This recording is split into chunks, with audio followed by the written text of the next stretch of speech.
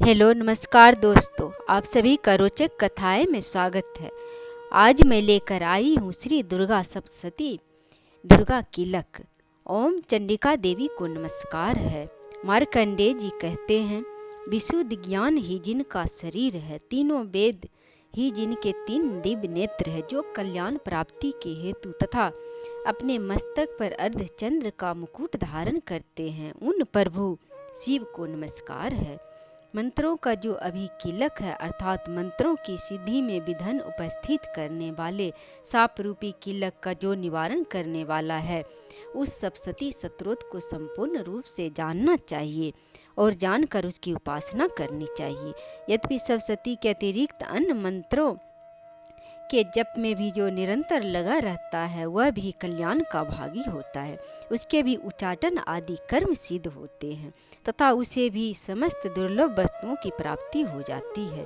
तथापि जो अन्य मंत्रों का जप न करके केवल इस सप्तशती नामक स्तोत्र से ही देवी की स्तुति करते हैं, उन्हें स्तुति मात्र से ही सच्चिदानंद स्वरूपिणी देवी सिद्ध हो जाती है।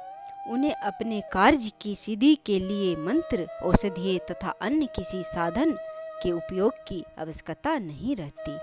बिना जप के ही उनके उच्चाटन आदि समस्त अभिचारिक कर्म सिद्ध हो जाते हैं। इतना ही नहीं, उनकी संपूर्ण अभिष्ट वस्तुएं भी सिद्ध होती है।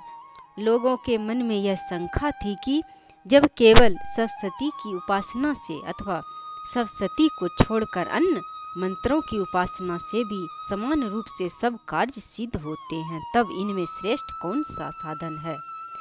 लोगों के इस शंका को सामने रखकर प्रभु शंकर ने अपने पास आए हुए जिज्ञासुओं को समझाया कि यह सप्तशती नामक संपूर्ण स्तोत्र ही सर्वश्रेष्ठ एवं कल्याणमय है।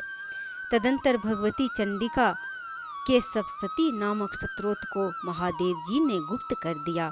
सप्तशती के पाठ से जो पुण्य प्राप्त होता है, उसकी कभी समाप्ति नहीं होती, किंतु अन्य मंत्रों के जप पुण्य की समाप्ति हो जाती है।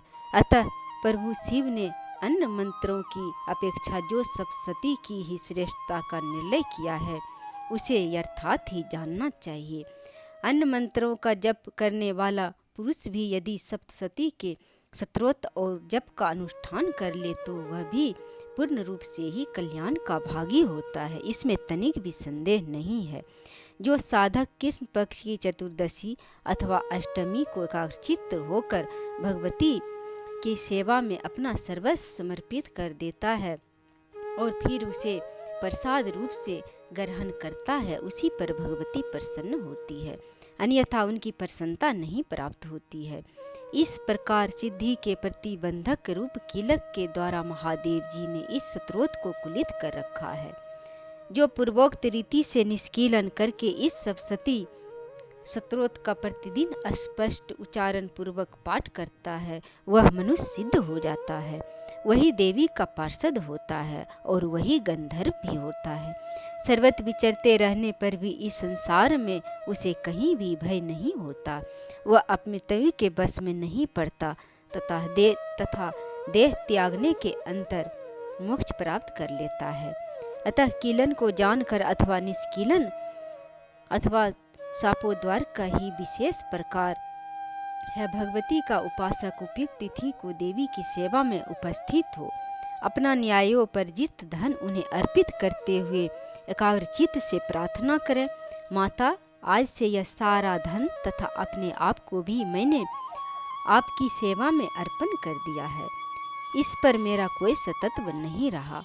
फिर भगवती का ध्यान करते हुए यह भावना करें, मानो जगदम्बा कह रही है, बेटा संसार यात्रा के निर्वाहार्थ तुम मेरा यह प्रसाद रूप धन ग्रहण कर। इस प्रकार देवी की आज्ञा से धैर्य करके उस धन को प्रसाद बुद्धि से ग्रहण करें और धर्म शास्त्रोक्त मार्ग से उसका सदुपयोग करते हुए सदा देवी के ही अधीन होकर रहें। यह दान प्रतिग्रह करण कहलाता है। इसे सप्तशती का शापोद्वार होता है और देवी की कृपा प्राप्त होती है। उसका परिहार करके ही सप्तशती का पाठ आरंभ करें।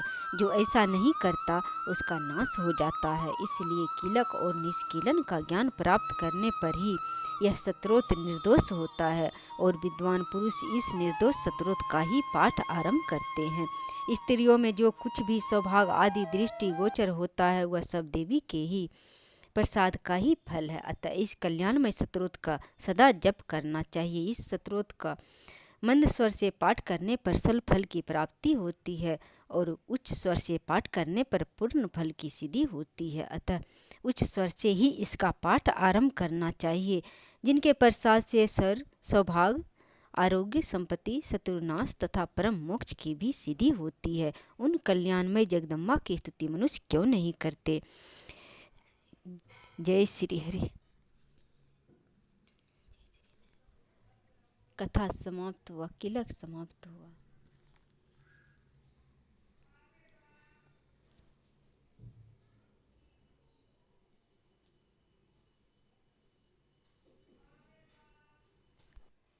कीलक समाप्त हुआ।